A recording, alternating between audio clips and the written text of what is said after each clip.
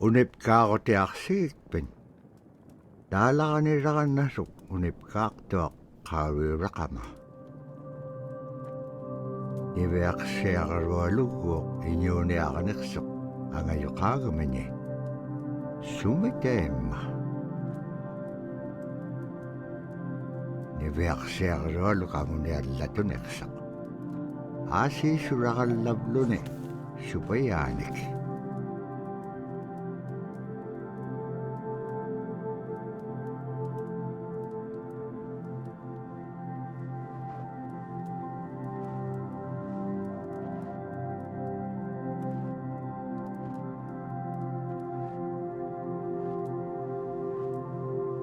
Iñuniaqotik anuqqautigaiti. Anuqulingaallaaqsuq. Anuqulingaallaaqpaalluni. Kisaimma paniqnialiaqsivut. Niviaqsiaqarualuk kisaimma isummeqpoq.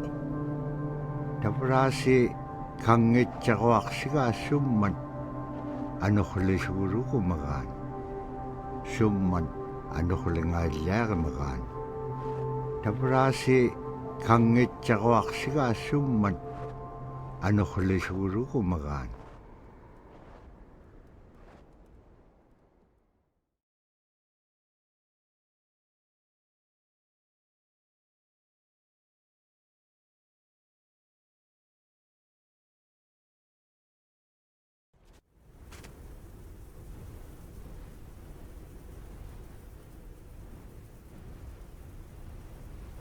Anuquliqpaalluni suniuraqanaitsoqunni.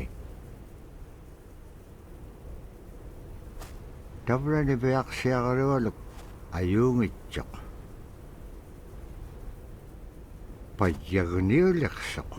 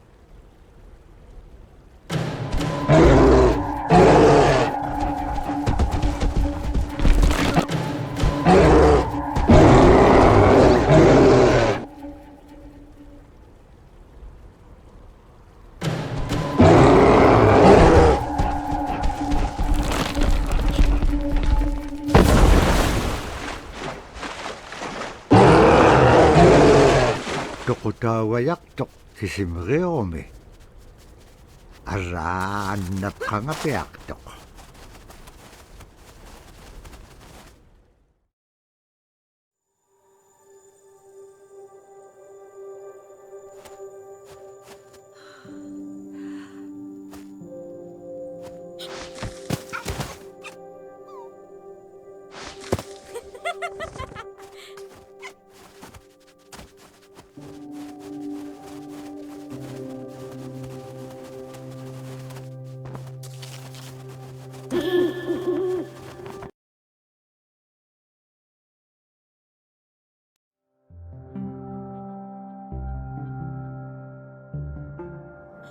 When I was growing up, my grandpa had a pet white fox. If you're a good friend with a fox, when there's danger abound, they try to keep you from getting into trouble.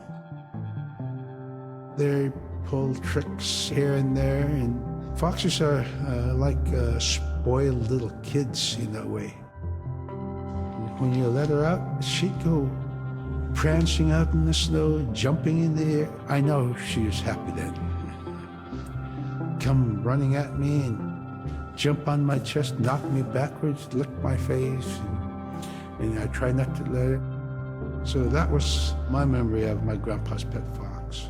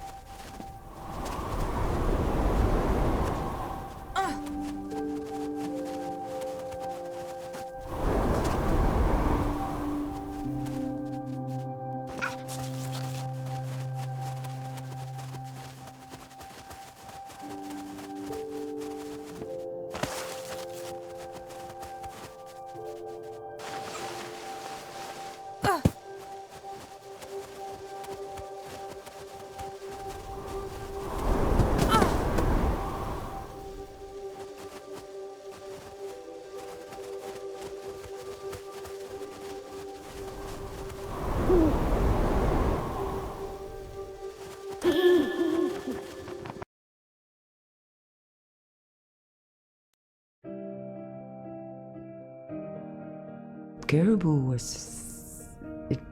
it provided for us in many ways. Our clothing in those days was made of all caribou skin.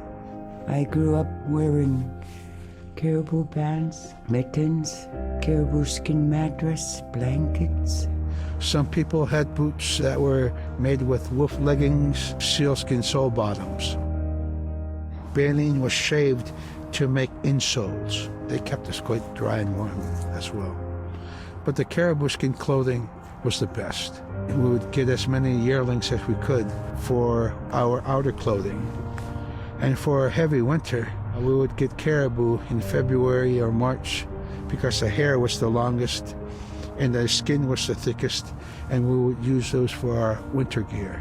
With that stuff on, you could sleep outside in 50 below and it wouldn't bother you a bit.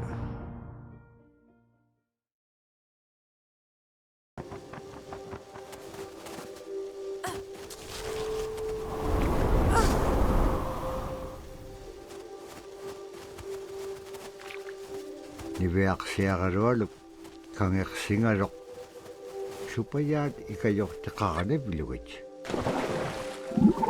Niveaqsiaqalualuk kangeqsingaluq supayaat ikayorteqaraniviluit.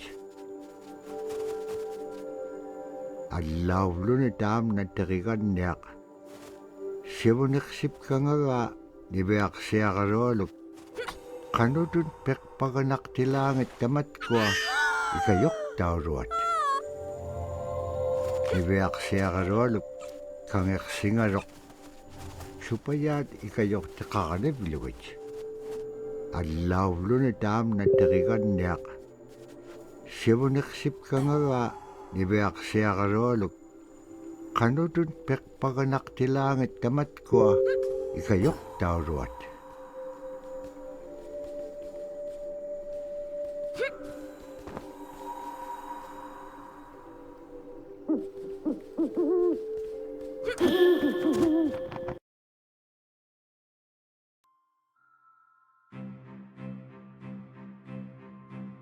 Silla is the weather. It also means the atmosphere. Here's the nuna, or the land. And it's anything from the land into the moon, the sun, the stars. That's Silla. It's a very spiritual, and we have a relationship with Sila. Sila has a soul in the same way we do as people, in the same way animals do. I think spirit helpers in and of themselves are really about how we're connected with things. And so it may be that there is a spirit helper that shows themselves as a bird to show you the way home, or it may be a spirit helper that actually decides to show themselves with the face and body of a man instead of their animal form. And so I think one of the things that's hard to understand is that it's not one way of seeing things, it's one way of knowing you're connected to everything. We've always had that spirituality of everything around us. It's the interaction you have with the air you breathe, the ocean that you gather resources from, the rivers from which you gather fish, the tundra from which you pick berries, the animals that give themselves. It's all of that.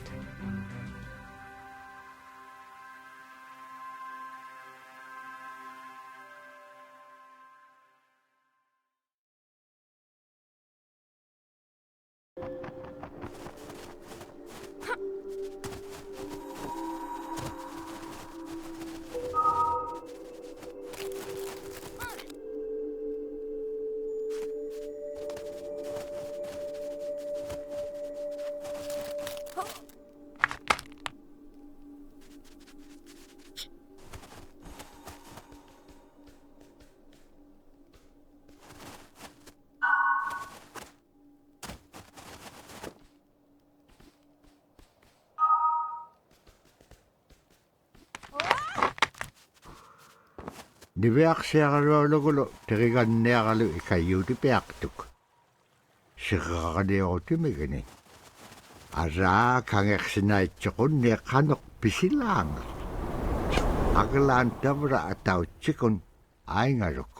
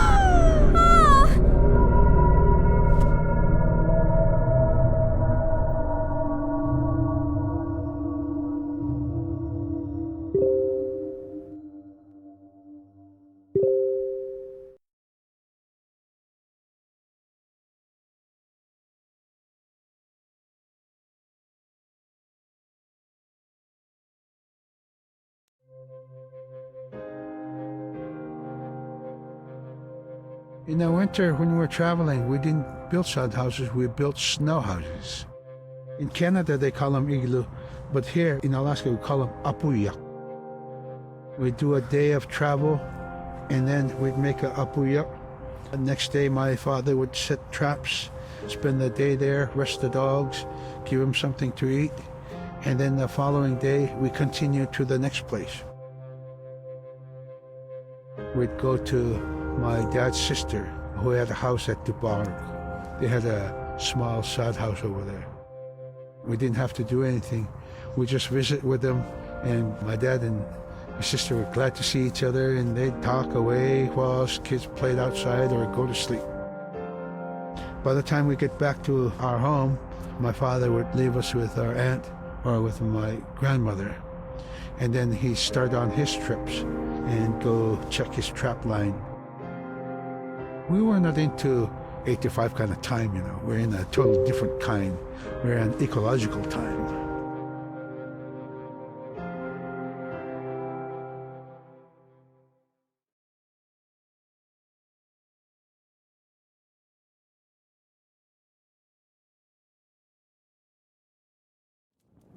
Iverksiarluollu tikitka aimarpini. Agalaan maluunaqsingamalaq.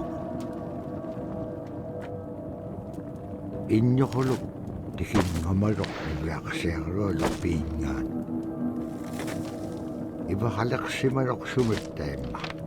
Nikatjakkumañainniqsuq. Paqitqaangaarnagu ivaqtani.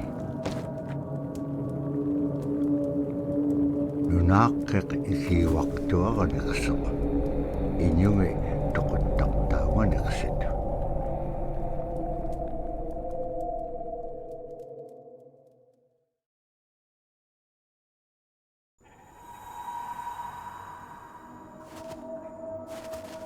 Niveaqsiarluollu uppiringitka tautuktani.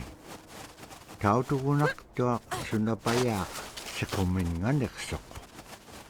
Niveaqsiarluollum iñuniaqatingi pisaullaganiqsut. Qanuqimña anuqulaqpallqiñam tainnaqumiñaitka. Tamaanga ikumauaqtuamin qaqraaqpam iñua niptaqtuq. Sumaalagullaqami niveaqsiarluollum piitsiñingani. Agalaan qaqraaqpallqiñat sagavingaaitsut. Immenñaurat sagavegimiu tasamanga nunamin.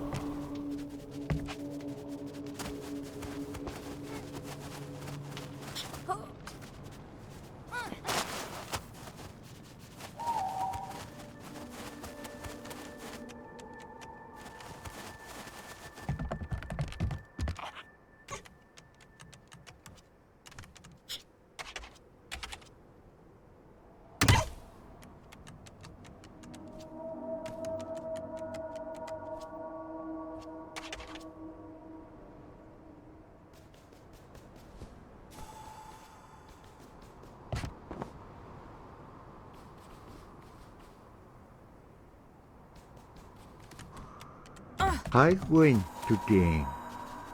Uqallaktuq iñugungaruaq uppik.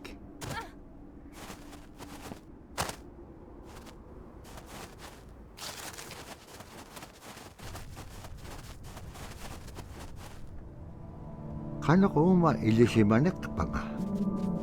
Isumullaktuq niveaqsiaqalualuq. Qanuqkiitapura qaunugingagikpen.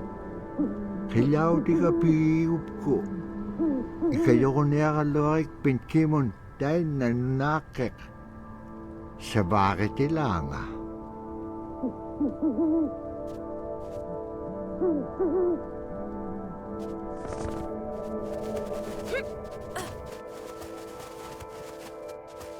Drum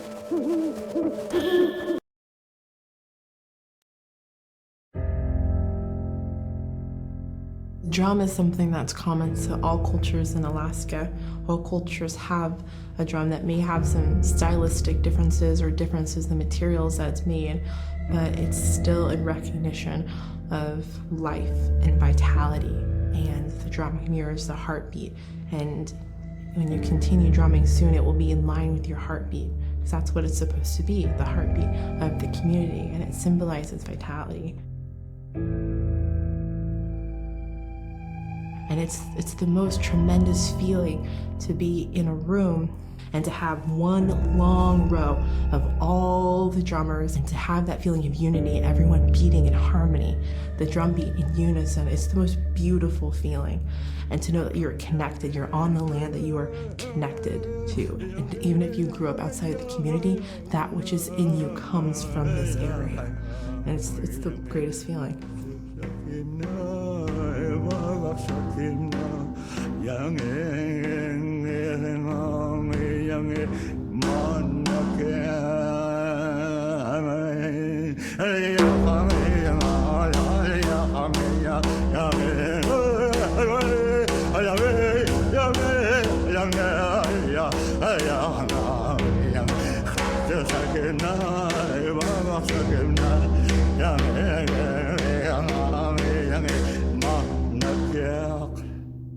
Man, I went at it and look what happens. Oh.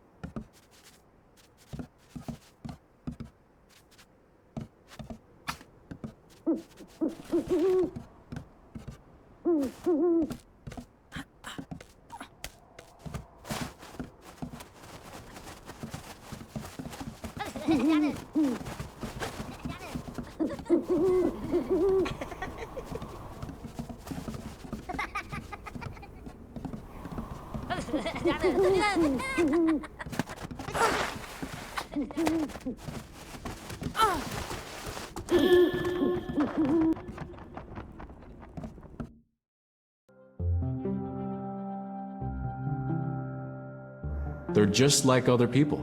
They just happen to be very small and extremely strong. These are stories that are common throughout Alaska. It's normally that people are in a size from your elbow to the tips of your fingers, and they possess superhuman strength. So they may be tiny, but they can carry a whole caribou. And if you go up north and you talk to a number of the people in the community, they'll talk about having seen the little people. There's a place at home that we know, but we don't profess it to anybody. But it's not like the boogeyman. They can be mischievous, they can be ornery, or they can be helpers. And every now and then, we might have the opportunity to see them, especially if they want us to see them. The fact that it's across Alaska really tells you something about our history and how we interacted with nature around us.